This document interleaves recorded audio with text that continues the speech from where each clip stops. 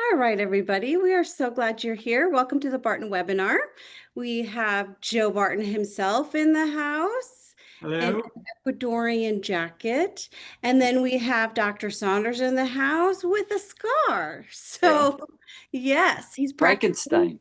for Halloween. I'm Or, going to be Frankenstein for Halloween. Maybe I'll be Igor. I or don't know. get another one on the other side. And then Yeah. what Uh, happened to you? I have to get a flat top. Well, I'm sure people are going to ask. So, would you mind sharing what happened on your head? Yeah, so I had a two basal cell carcinomas right there removed 2 days ago. And don't get in a fight with your dermatologist because they have scalpels. And so that's what ended up happening. Good. Yeah, I'm sure others are curious, like what I asked you, like how serious is it? How does it spread? That kind of stuff. Yeah, it just spreads locally. It's not something that spreads over to other parts of your body. It doesn't go into your bones or anything. It just gets bigger and bigger and bigger and bigger, and it just keeps getting bigger until you cut it out. And so I've been working with it for a year, trying all these things. If you put castor oil on it, it'll go away. If you put zinc oxide paste, then it goes away. No, no, no, no. And I even tried the BEC5 cream, the Curaderm, and it went away, but it came back. And so I asked the dermatologist about that, and he said, well, because this one's a deep one, it takes any of those creams are too superficial. Even the 5-fluorouracil cream, which they usually use for all those normal things, it won't make it go away. You have to actually cut it out. Yeah. Well, it's a little early for Halloween, but it is a good look on you. So Well, I'm glad you're all here. Dr. Saunders is going to talk to us today about fasting and metabolic health. So I imagine it's going to pertain to your blood sugar, your heart health, and your metabolism. But I see someone already putting their hand up. So we will definitely get to your questions. Put them in the chat. I'm sorry, put them in the Q&A instead of raising your hand. Put them in the Q&A. We'll get to them. But feel free to put anything you want in the chat. Maybe Joe will talk to you in the chat. Maybe I will. Dr. Saunders are probably busy talking, but we would love to hear from you. And Leslie, who's not here today, usually does a wonderful disclaimer. Joe, why don't you give a disclaimer today? okay, so we don't like being sued for anything, and so we disclaim all responsibility from anything that you could possibly imagine suing us for. No, I think what we usually say is, Dr. Saunders is probably not your doctor, and so he's giving general health information. And if you try anything that he says, like, hey, like go get some vitamin C injected into your earlobe, like he's just talking about like research. It That doesn't would mean hurt. you should do it. Yeah. Yeah. That's a strange example, but yeah. How's that, Cheryl? Was that That's covered? the honest truth, is what it is. And take what you learned today, talk to your doctor about it, or don't. But you didn't hear it. You heard it from us, but you can't keep us accountable for it. And Is let what me let me also say, just like on the positive side, like this is like an awesome webinar, an opportunity for people to come and learn. We don't charge anything for this. Like there's a lot of other companies that charge like hundreds or thousands of dollars to be able to talk with a doctor and get advice and all of that. But we offer this as a value add to our customers at Barton Nutrition. And so we love interacting with our customers and answering questions and learning more about you guys, like what's on your mind, how can we help you more. Sometimes it's even sharing like what supplements that we've formulated that a lot of people don't even know about. So sometimes we'll talk about, there's over a dozen of them that we have that Dr. Saunders has formulated most of them himself based on tests that he's done, blood tests and other tests of his patients over the years. And so a lot of wisdom that he shares, and he loves helping people and teaching people. And so, yeah, we're all here for it and appreciate you, Dr. Saunders. And let's get started on one of your favorite topics. People like your jacket from Ecuador. You should wear your hat too. He Oh, got a he got a Oh, hat in Ecuador. that is true. I will get that after I get a minute here. So, We both got one. yeah, oh. you started the trend. All All right, so right. today we're going to talk about explore how fasting impacts your metabolic health. So for those who may not be aware, I'd like Dr. Saunders to just briefly talk about what does metabolic health really mean and why is metabolic dysfunction so common today? Okay, so metabolism is all of the chemical reactions that are going on in your body. It's all the chemistry. It's all of the enzymes that are changing molecules, that are doing things. That it's your cells that are working and producing stuff like proteins and all that stuff. It's your muscles that are contracting to to move your body and do stuff. So all of that that's going on is thinking in your brain. All of that that's going on is metabolism.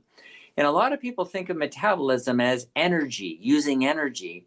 And that makes a lot of sense because just about all of these things that the body's doing require energy. And so if your heart's going to beat, you got to put energy into that heart or it's not going to beat. If you want to think with your brain, you got to put energy in there or your nervous system is not going to conduct any spikes in your through your nervous system.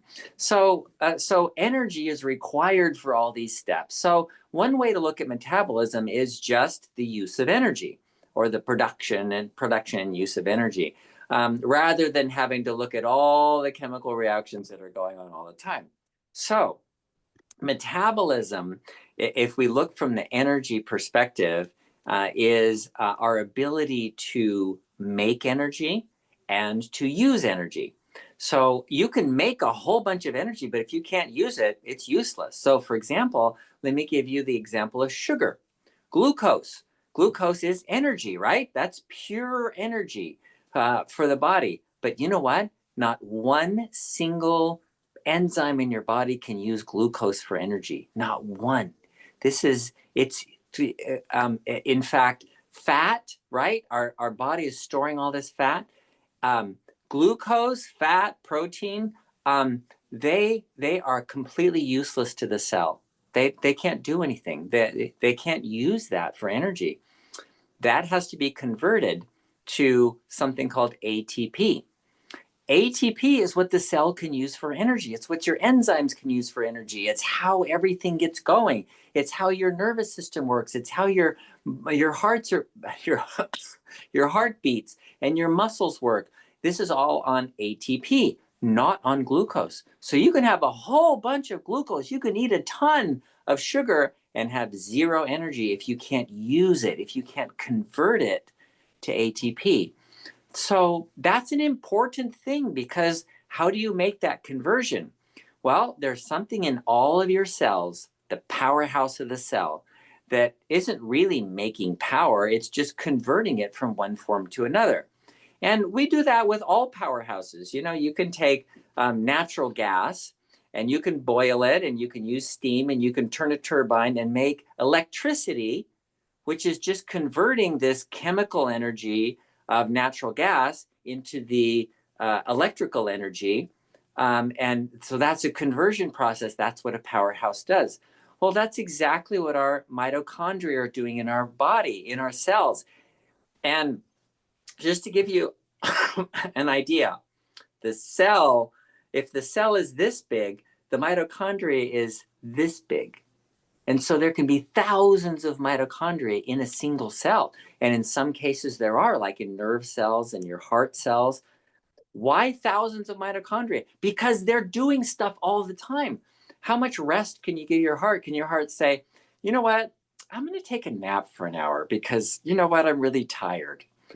No, the heart can't do that. No, it has to go continuously. It cannot stop. Boom, boom, boom. So it gets the rest. It gets to rest for milliseconds, you know, in between beats, and that's all. So it has to have a lot of those mitochondria to convert sugar, glucose, and fat into ATP so that it can keep going and never stop through your whole life. No rest for the weary. It just keeps going. So, and that is super important, because if you don't have mitochondria, then nothing works.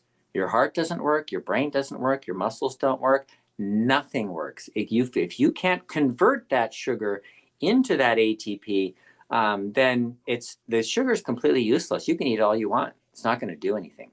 So that's where we get these metabolic problems, is really in our conversion process.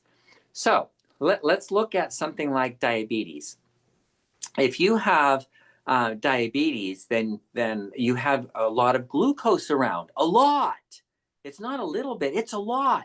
And so what's happening is these cells are filling up and filling up and filling up until they're completely up to their eyeballs in glucose, and they go, dude, I'm done. I can't use this glucose. Remember, the glucose is useless. So it's going to sit there and just wait until what? Until the mitochondria can convert it to ATP. So as long as it's sitting there, then the cell says, can't take any more glucose. Just completely, we're done. We don't want any more sugar in our cell. So it quits making a protein that binds insulin. So that, because insulin helps glucose get into the cell. So it says, nope, we're not making any more of that because we don't want any insulin to bring in more glucose into the cell. So we call that insulin resistance. And that's all it is. That's all insulin resistance is. Your cells are full, and so they're done. So you don't need any more sugar going into the cells. So if you eat more, what's going to happen? Well, your blood sugar is going to go up because your cells aren't going to bring it in. And so that's what we call diabetes, is your blood sugar's high, right? And that's all it is. It's really that simple. So what does fasting do? Well, when you're fasting, you're not bringing in any glucose. You're not bringing in any fat. You're not bringing in any protein. You're not bringing in any energy into your body. So what happens? Well, your body has to use up all that storage that it's had. So it's called glycogen, is the glucose that's stored. So it starts using up the glycogen, and then when the glycogen's all gone, it goes, no more sugar. What are we going to do? Oh, we got a bunch of fat. I know, let's use the fat. So then it starts using up fat. So a lot of people say, gee, I try to lose weight and I can't lose weight. I've been on this diet and that diet and doing this and that, and I can't lose it. Why not? Well, it's because you've never used up all the glucose in your cells, all the stored glycogen and stuff. And so your body doesn't switch to fat burning metabolism. And fasting is one of the best ways, in fact, the best way, bar none, for getting your body using up all that glycogen in the cells and switching to fat burning metabolism. Fasting does it, and just does it automatically. You don't even have to think about it. You don't have to think, what am I going to eat? Because you don't eat anything. You just drink water. And it's so amazing that your body will automatically do that process. You don't have to tell it to do that. Like, right? It just makes sense. However, there is a caveat here. People who have a lot of insulin resistance and have really high insulin levels, insulin blocks you from using fat for energy. So it blocks you from taking fat out of your fat cells.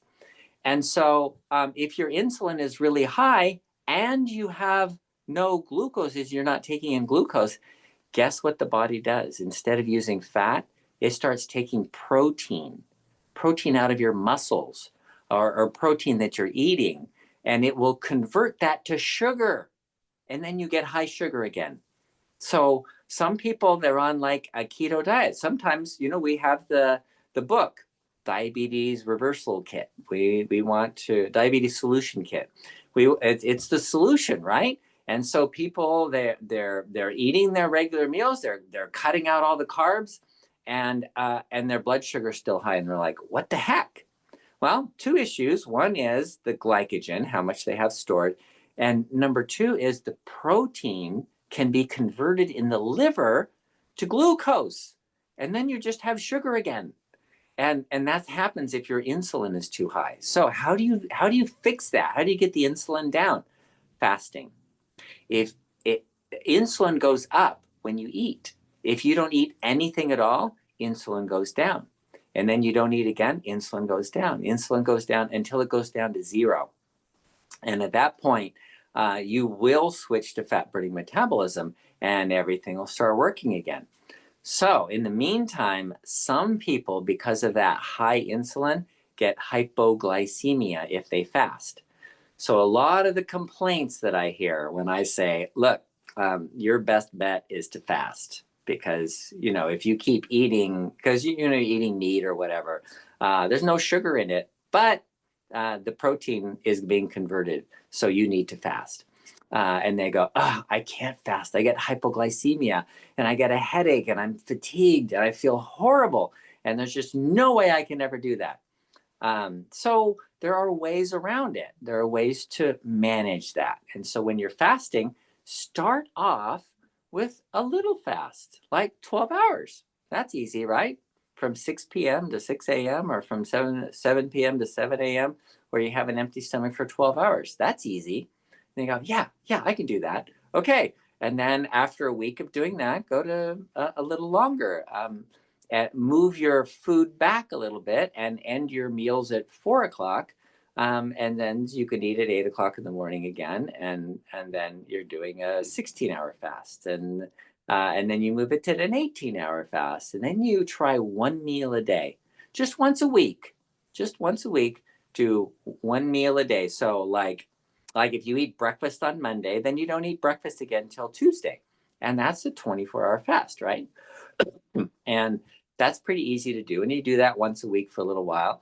24-hour fast, you go, wow, I can go a whole day without eating.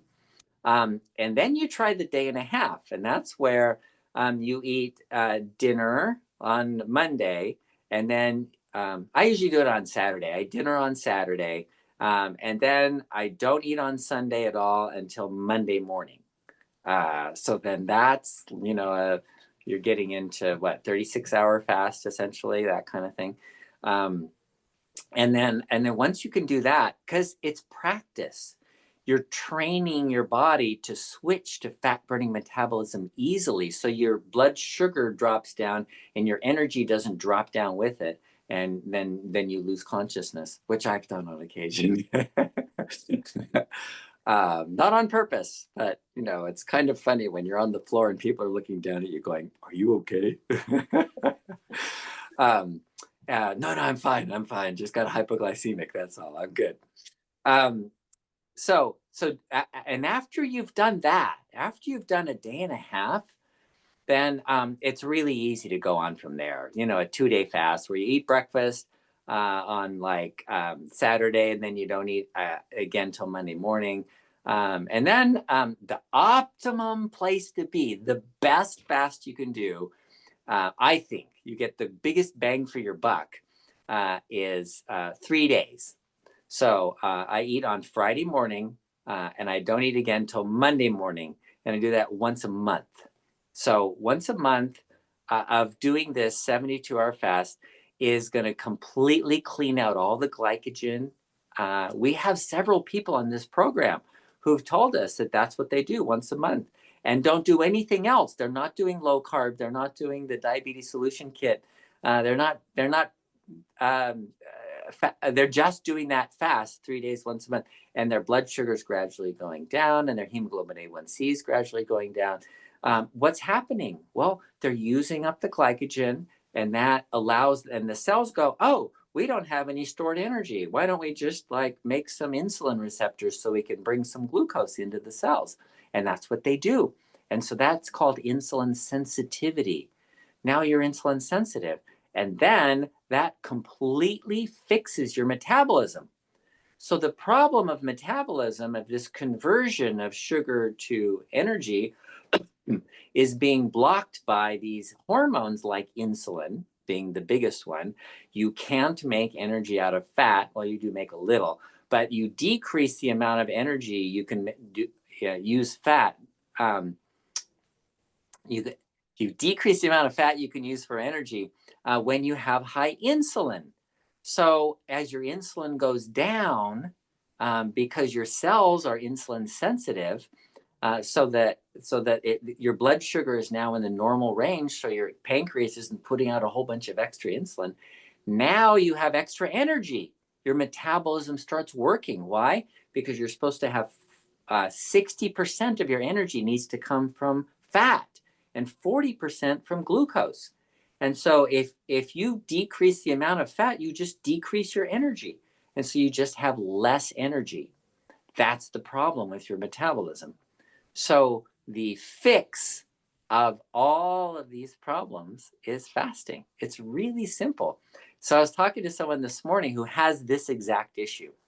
And he said, so what else can I do, man? This is getting really expensive, because he's buying the continuous glucose monitors, and he's doing a keto diet, and he's going and taking supplements and all that stuff. And I said, well, I can tell you how to do it for free. He's like, free? How do you do that? And I said, fasting.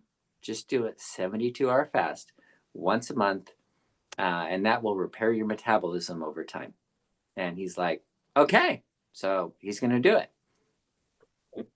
I love that. You answer all my questions already. And I love how you said, start small with fasting, because fasting can be overwhelming to so many people.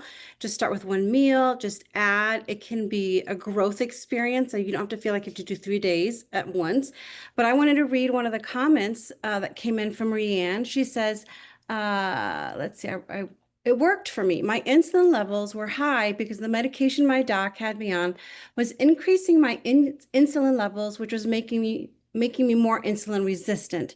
He stated he was forcing insulin into my cells.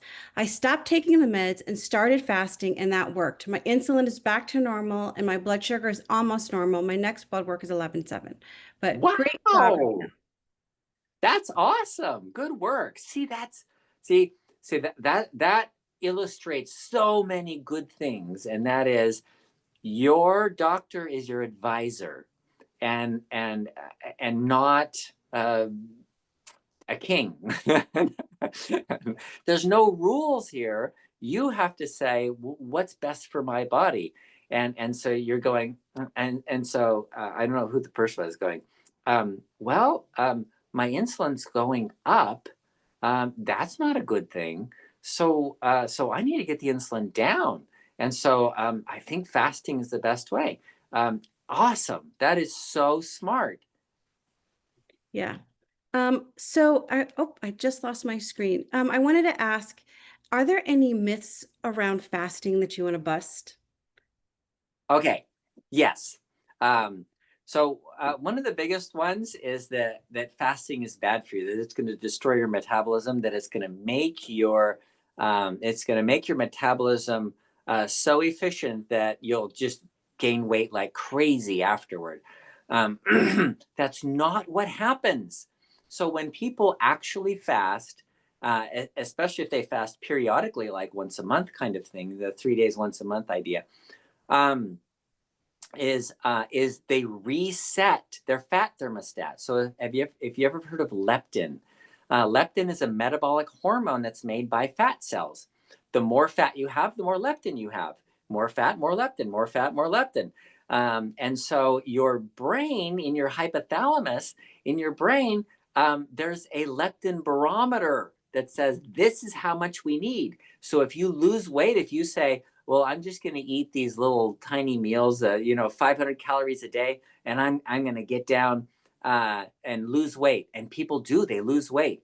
And so their leptin levels drop down because they have less fat. But the brain still is looking for, wait a minute, this is our level. This is what we need. So then immediately when they start eating again, they gain all the weight back, because they're supposed to have that level of leptin. What fasting does is it resets your fat thermostat. So as you lose weight, your thermostat is dropping low. And there's a dramatic example of this, and that is a guy in 1967, late 1960s, in Scotland, who weighed 480 pounds, and he fasted for over a year, no food for over a year. He lived off his own fat, and at the end of the year, he started eating again. So he lost 300 pounds. So he weighed 180 pounds at the end. So then 5 years later, the Journal of Postgraduate Medicine actually flew to Scotland to look him up to see how he was doing. And he weighed 190 pounds. He didn't gain it all back.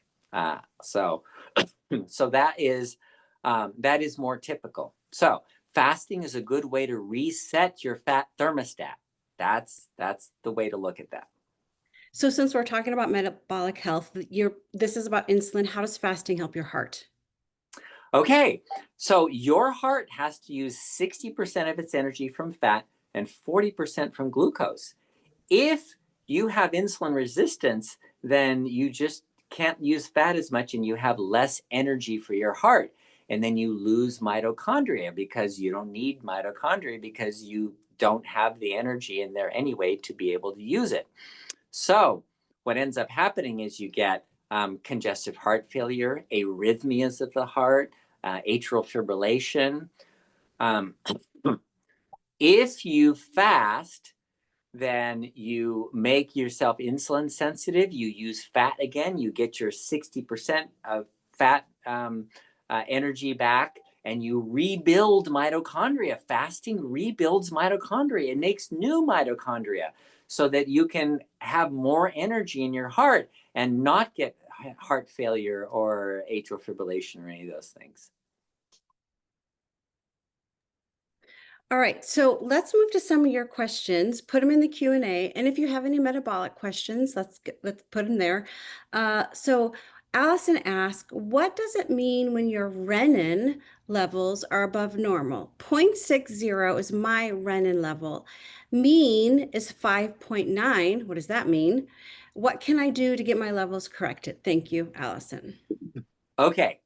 So 5.9 is pretty high. That's a lot of renin. Your kidneys make renin. It's a hormone that induces blood pressure, increases blood pressure.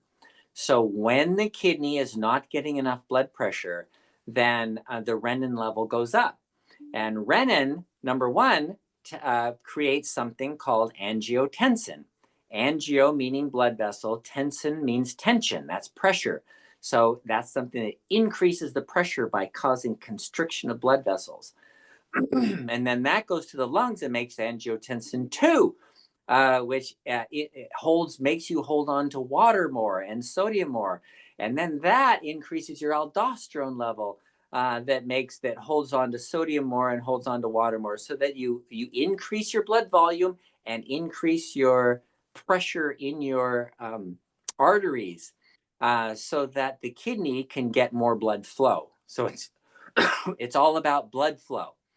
The whole purpose of this is to increase blood flow to the kidneys. So why is that renin being produced? And your blood pressure is so high and it won't be controlled by anything. You try to control it with medications or whatever, it's not going to work because your renin level's too high. Why is the renin level high? Well, it's because the kidney's not getting enough blood flow. So the answer to this dilemma is to find out why the kidney's not getting enough blood flow. Is it because you have renal artery stenosis? Is it because you have some clogging of your arteries? Is it a problem in the aorta? You can have an aortic aneurysm that causes that. So what you need is an angiogram. Is one of the first things that I would do is an abdominal angiogram to look at the blood flow in the kidneys to see if there's any blockages. That'd be the first place to start. It's really simple, and these days they do them with scopes. They can go in and put a stent in a renal artery, open it up, and then your renin levels become normal, your blood pressure gets normal, and everything goes back to normal. Very good. Now we are getting a ton of questions about fasting. And Joe, I think we should do like a downloadable fasting guide. Get people's emails, give them a fasting guide. This is what's going to happen. This is how you're going to fluctuate and so forth. But that's forthcoming, obviously. It's nothing we have now. Someone asks, what about a 16-hour fast? Is it worth it if you can only do 16 hours and you can't do Abs- 6 days? Absolutely. Yeah. So the more you have your stomach empty, the better off you are. So your 16-hour fast, especially if it's at night, because at night is when your anabolic metabolism is repairing and fixing everything, and your stomach needs to be empty so that you can make ghrelin, the growth hormone. And then because of the ghrelin, you make growth hormone, and all of that goes on at night if you're fasting. So that's an important thing. And yeah, that's all beneficial. 16 hours is great. All right, Kimberly, report back next week on your 16-hour fast. All right, people are asking, can you keep taking your insulin while fasting? Continue taking your metformin, your high blood pressure drugs? Can you take synochroma while you're fasting? All of these people want to know. Okay, that's a great question. Okay, number one, supplements. Don't take any supplements while you're fasting. That's just food. So don't even bother with those. Now, with medications, there's another issue here, and that is you need to work with your doctor and find a way. So if you're taking insulin, for example, you best not give insulin if you're not eating, because that's one of the issues, right?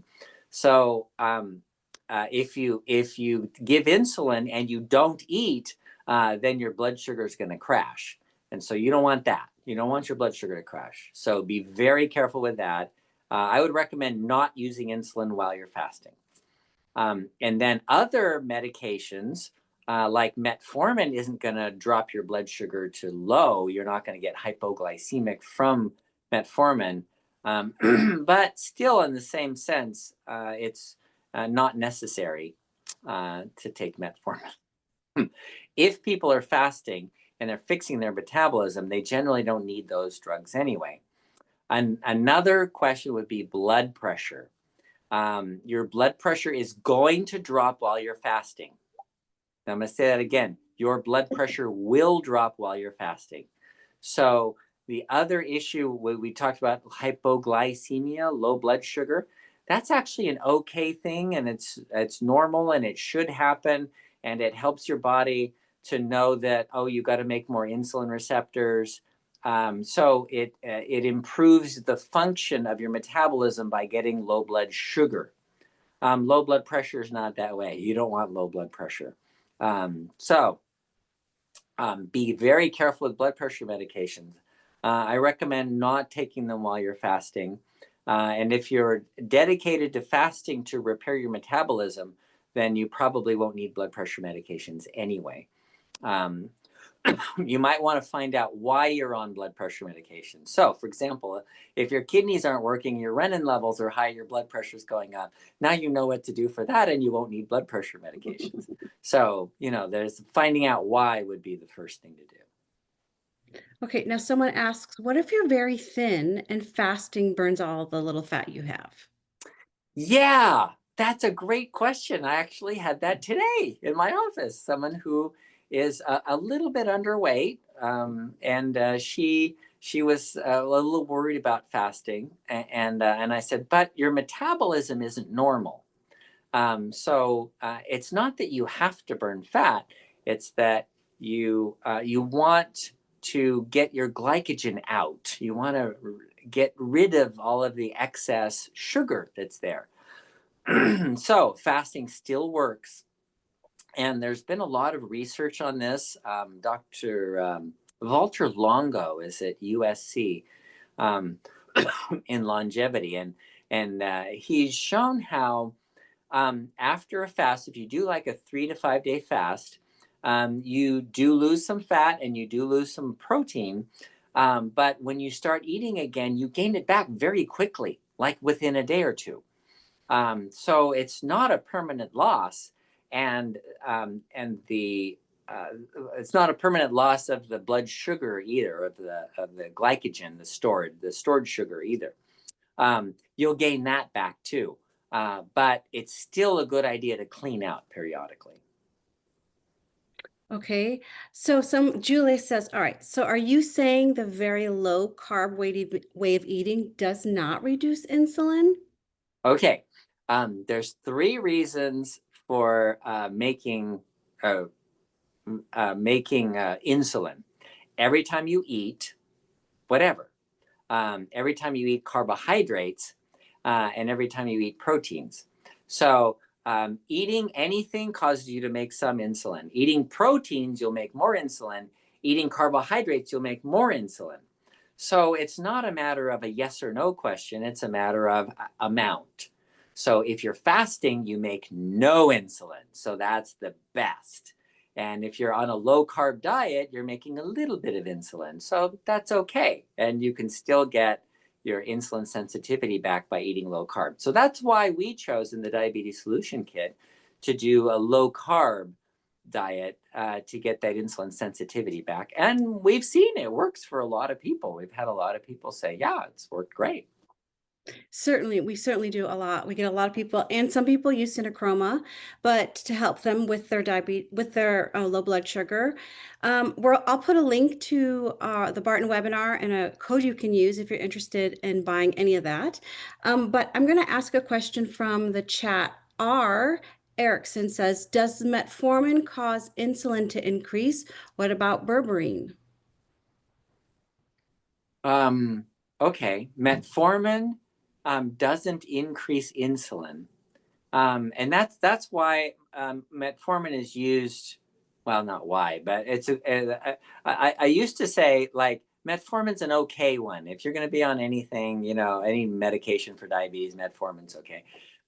But subsequent research has shown that metformin decreases your ability to make muscle. So you can't build muscle when you have metformin. So I kind of say, no, avoid metformin. But no, the answer is no, it doesn't increase insulin.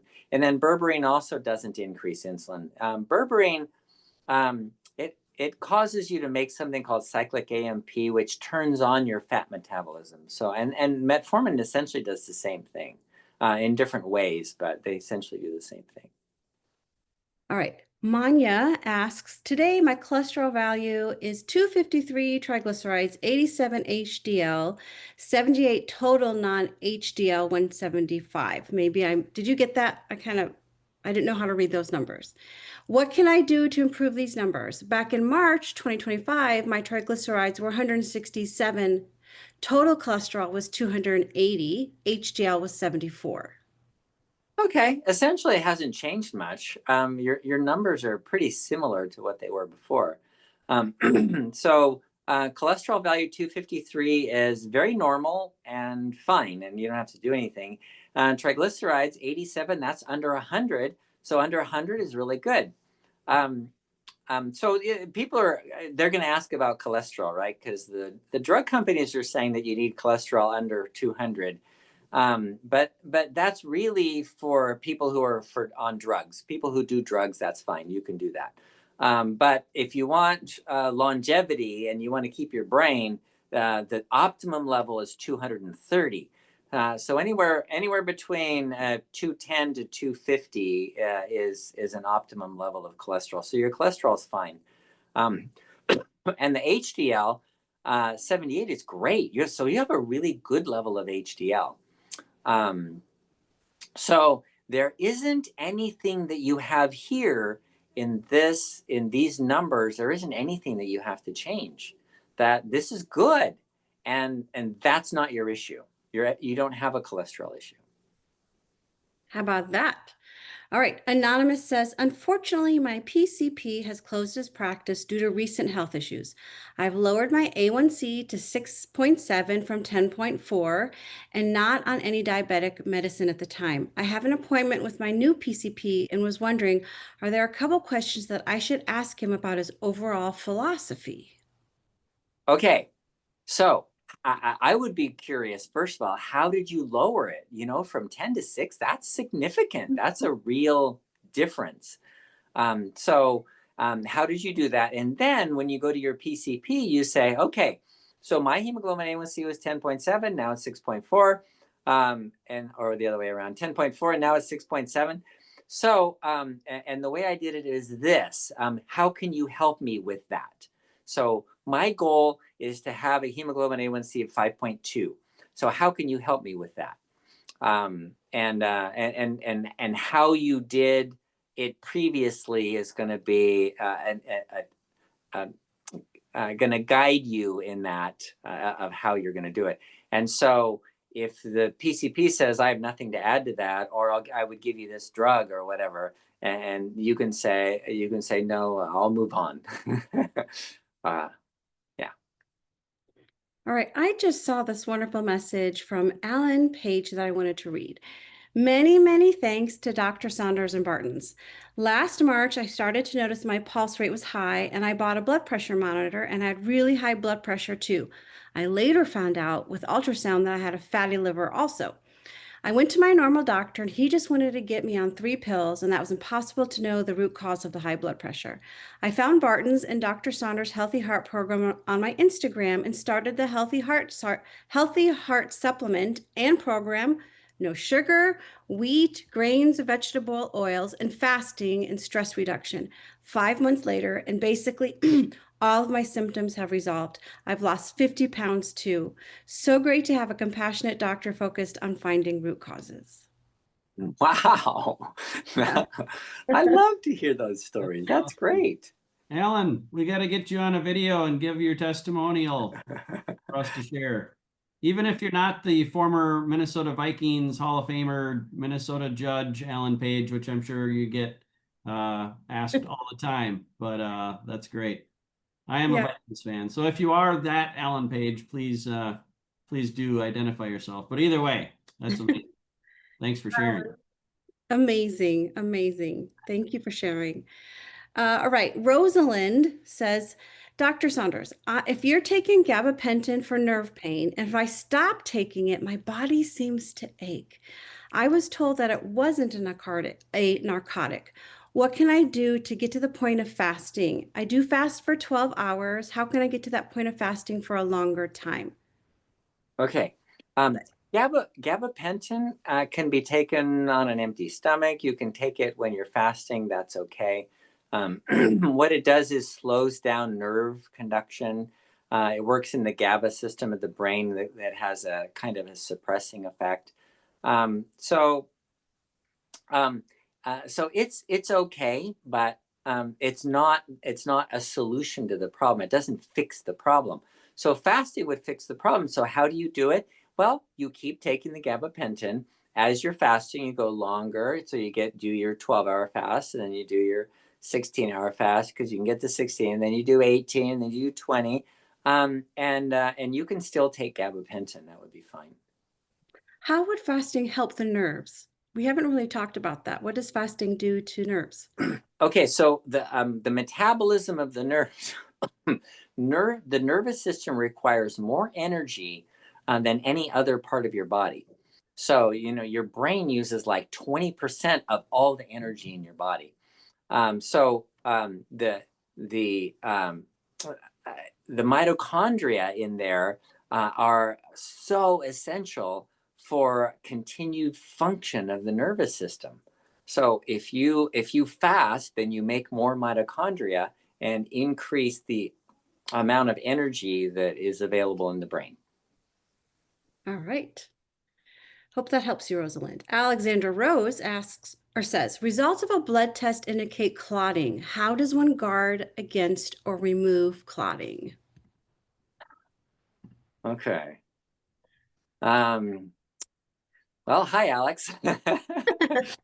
Okay.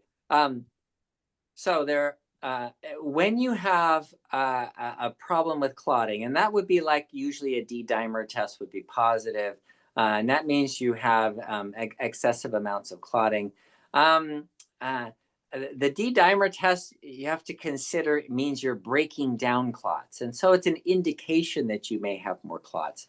But clots are forming all the time. Everybody forms clots, but if you have high levels of clotting, that's an indication you might have too much inflammation, or you might have damage to your arteries or whatever. So finding out why it's there. So for example, I have people that have gout, And if their uric acid is high, it forms crystals, damages the lining of the blood vessels, causes clots to form in the blood vessels, and so their D-dimer goes up really high. Other people have clots for other kinds of inflammation, just autoimmune disease or other inflammation in their body. Even infectious diseases like viruses like Epstein-Barr virus and things like that. So you can have clotting, and so it's one thing to remove the clots, and some people take like aspirin will prevent new clots from forming to some extent, and also take something called nattokinase or lumbrokinase, both of which are enzymes that dissolve clots. So that's getting rid of the clots. But on the other hand, finding out why you have clotting, what's damaging your blood vessels that to create clotting in your arteries or veins. Sometimes people have clots in their veins in their legs, for example, and have those kinds of issues. So finding out why the clotting is there is the first step. And if you have a lot of clotting, then you can use these enzymes, nattokinase, lumbrokinase, and then aspirin can help you prevent new clots from forming to some extent. Doesn't prevent all clots, but it does decrease the amount. Okay, I'm going to combine two questions. What causes low thyroidism? I've been overweight and have been tested for thyroid levels and on levothyroxine since age 14. It's hard for me to lose weight. Does it affect diabetes? And then someone asks, can I fast with Hashimoto's? Okay, so Hashimoto's is a thyroiditis. That's an inflammation of the thyroid gland, an autoimmune disease against thyroid peroxidase, which is an enzyme.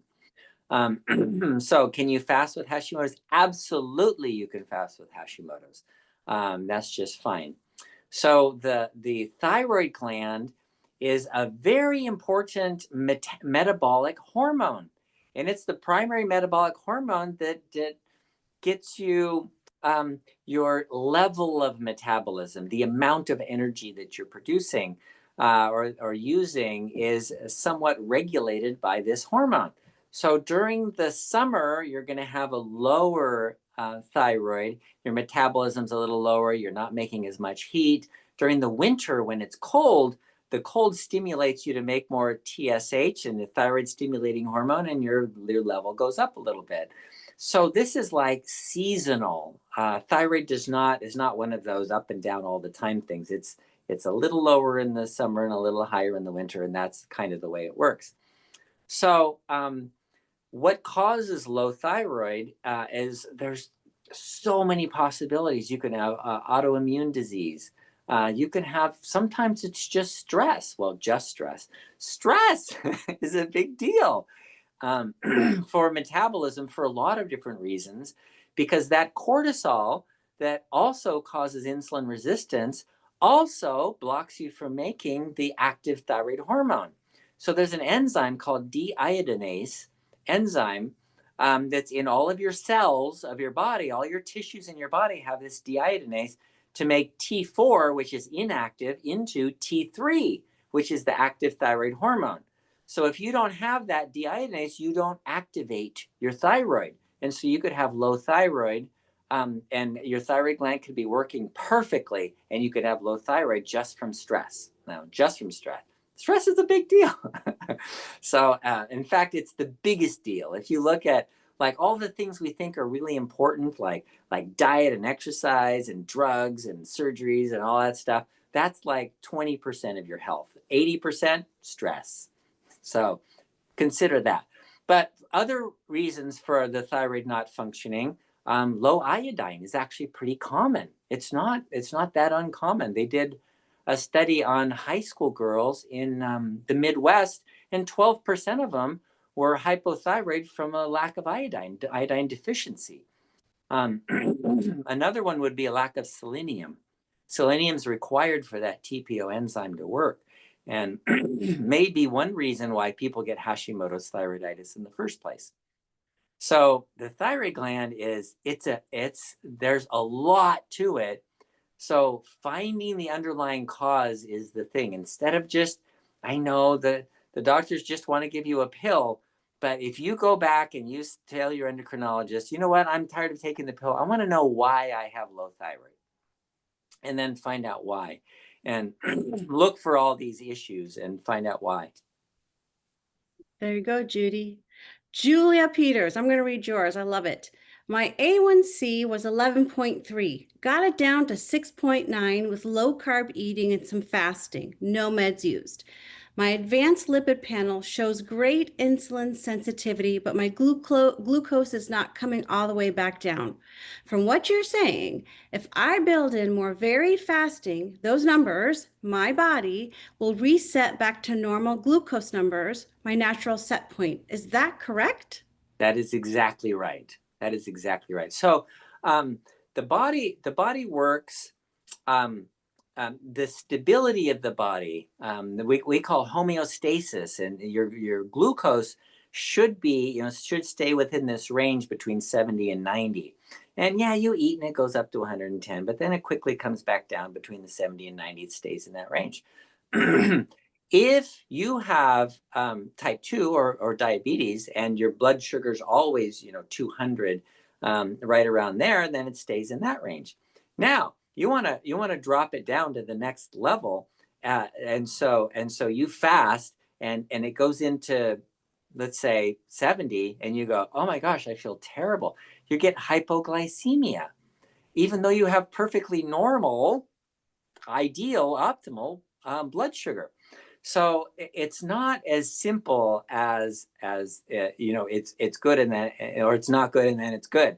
It's a process. You're training your body to be normal by having this variety. Okay, it can go up, but it's got to go down so that it can stay in that range. It'll go up. Oh, that's too high. Oh, go down. That's too low. And then it'll go high, low, and then it'll gradually become more stable. And so what you're looking for is stability, homeostasis, by going too high and too low. That's a good way of summarizing it, basically. You got to even out by going a little down, keeping away from the highs. Yeah. All right. Is it okay to fast if you're doing radiation from breast cancer? Gosh, you Mm. know what? There is, in fact, Dr. Longo at County USC has been doing research on the treatment for cancer and fasting, and have found like chemotherapy, radiation work 3 times better if you're fasting when you do that. So absolutely you can, and I think you should. And if you want to look up his research, it's Valter, Valter, Longo, Longo. And he's done a lot of different studies on cancer and fasting. Okay. Anonymous says, my AM glucose is mostly in the low 90s, below 95. But if I want to try fasting, my vision becomes blurry. I have no energy. I'm pre-diabetic. My HbA1c has dropped from around 6.1 to 5.9. How do I prevent blurry vision and low energy? Okay.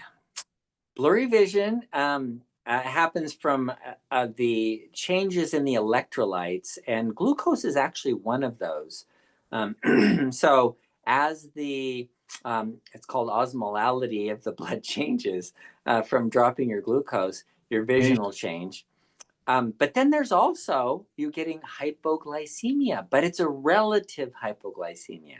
So you're relatively low, even though it could be technically normal, it's lower than it used to be. So that's what that sense, the fatigue and the blurred vision, and the I don't feel good. Um, you know, I got to tell you, it's actually good for you. I know, people say, but I feel bad.